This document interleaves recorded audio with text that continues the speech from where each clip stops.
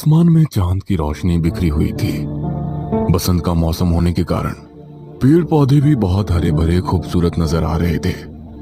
रश्मि और निहारिका दोनों आधी रात के वक्त सोसाइटी कंपाउंड में बैठी बातें कर रही थी। उस वक्त निहारिका के हाथों में किताब थी। ये क्या निहारिका, हर वक्त कोई ना कोई बुक पढ़ती रहती हो। अरे पढ़ने में जो आनंद मिलता है ना, वो मोबाइल में कहाँ।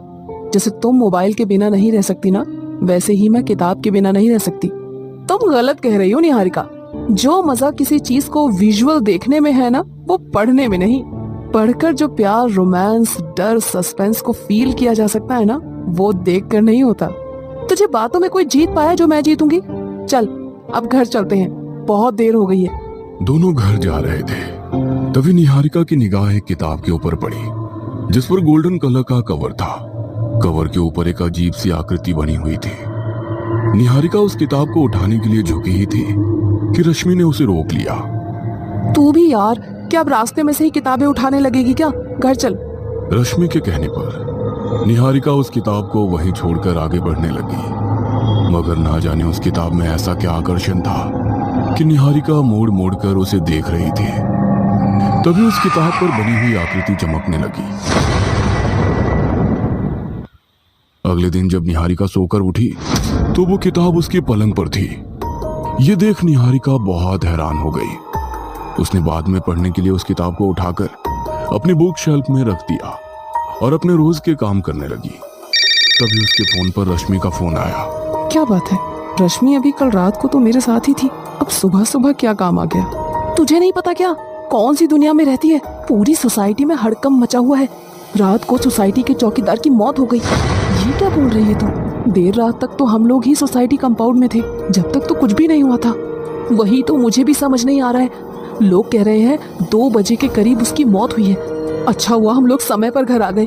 उसकी मौत को लेकर लोग कई सारी बातें बना रहे हैं। उसका पूरा शरीर सफेद हो गया था। रश्मि, तुझे वो किताब याद है? कहते हुए निहारिका रश्मि को उस किताब के बारे में बताने वाली थी। तभी रश्मि के घर की घंटी बजी और रश्मि ने फोन रख दिया। फोन रखकर निहारिका वापस पलटी तो वो किताब उसके पीछे ही थी। अरे, इस किताब को तो मैंने बुक शेल्फ में रखा था, यहाँ पर कैसे आ गई? वो किताब को उठाकर देखने लगी तो उसके अक्षरों में हलचल हो रही थी। निहारिका को ये बहुत ही अजीब लगा। वो सम्मोहित हो उस किताब को पढ़ने लगी। उस किताब के काले अक्षर अब धीरे धीरे लाल हो रहे थे और देखते ही देखते निहारिका का शरीर सफेद और निस्तेज हो गया। शाम को जब निहारिका का पति घर लौटा तो बहुत देर तक घंटी बजाने पर भी निहारिका ने दरवाजा नहीं खोला। अरे, ये निहारिका को क्या हो गया? लगता है कहीं गई होगी। सोचते हुए उसने अपनी चाबी से दरवाजा खोला तो सामने निहारिका की लाश पड़ी हुई थी।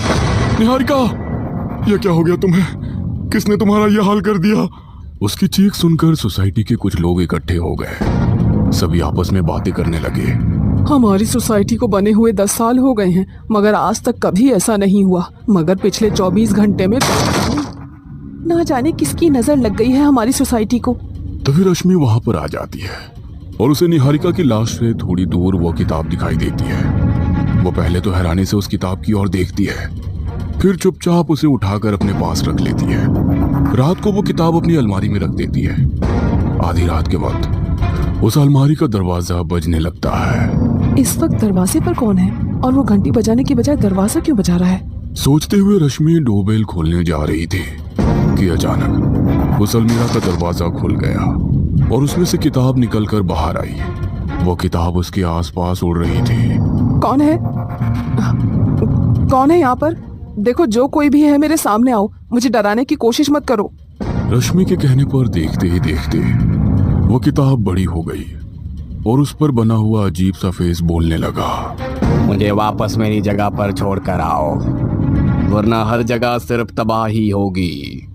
जो कोई भी इस किताब को अपने पास रखेगा या पढ़ेगा, उसकी मौत निश्चित है। इस किताब को वापस उसी जगह पर छोड़ दो। छोड़ाओ, इसे छोड़ाओ। अजीब सी आवाज सुनकर रश्मि डर कर उठ गई। वो पूरी तरह से पसीना पसीना हो रही थी। उसने वो अलमीरा खोलकर देखा तो किताब वहीं सामने थी और उस पर बना हुआ फेस मुस्कुरा रहा था। डरते हुए रश्मि ने तुरंत अलमीरा बंद कर दी अगले दिन सुबह रश्मि उस किताब को लेकर मंदिर में जाने लगी तो वो किताब मंदिर के भीतर जाने की बजाय उसके हाथ में से हवा में उड़ने लगी। ये क्या हो रहा है? कौन लाया ये किताब? उड़ती हुई किताब देख वहां पर लोगों की भीड़ इकट्ठा हो गई। तभी पंडित जी अपने हाथ में गंगा जल और एक लाल कपड़ा लेकर मंदिर से बाहर आए। उन्होंने तुरंत बुक पर गंगा जल डाला और फिर उस पर लाल कपड़ा डाल उन्होंने उसे उठा लिया। बेटा, इसे कहां से उठा कर ले आई हो? क्या है ये? पंडित जी के पूछने पर रश्मि ने उन्हें सारी कहानी सुना दी। बेटा, अब इसका रहस्य तो इस किताब को पढ़ने से ही पता चलेगा। मगर पंडित जी, उस स्वप्न का क्या जिसमें मैंने देखा था कि इस किताब को पढ़ने वाले की मृत्यु निश्चित है? बेटा, ऐसे तो ये किताब ना जाने कितने लोगों का विनाश करेगी। इसे नष्ट करने का उपाय मुझे इसी के अंदर मिलेगा। तुम निश्चिंत रहो, लोगों की भलाई के लिए मेरी जान भी चली जाए तो मुझे मंजूर है। कल सुबह तुम मुझे मंदिर प्रांगण में ही मिलना, कोई ना कोई रास्ता तो निकल ही जाएगा। पंडित जी को वो किताब देकर रश्मि अपने घर आ गई। अब उसे सुबह होने का इंतजार था। अगली सुबह जब वो मंदिर में पहुंची तो वहां भीड़ इकट्ठा थी। कल रात ही पंडित जी की मौत हो चुकी थी। वो भागकर उनके कमरे में गई तो वहां पर किताब और एक खत मिली।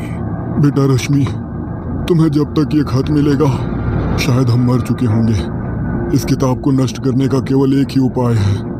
आने वाली पूर्णिमा को 100 साल के बाद धरती, सूर्य, चंद्रमा सभी एक रेखा में होंगे। तब रात के 12 बजे बीच जंगल में एक गड्ढा खोदकर इसे दफना देना और पीछे मुड़कर मत देखना। इस कार्य में बहुत बाधा है, अपना ध्यान रखना। तब तक इस किताब को लाल कपड़े से बांध कर रखना।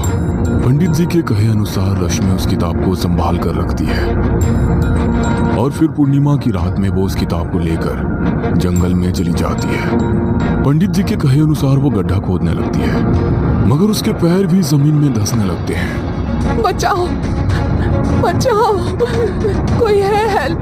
भगवान, अब आप ही मेरी रक्षा कर सकते हैं प्रभु।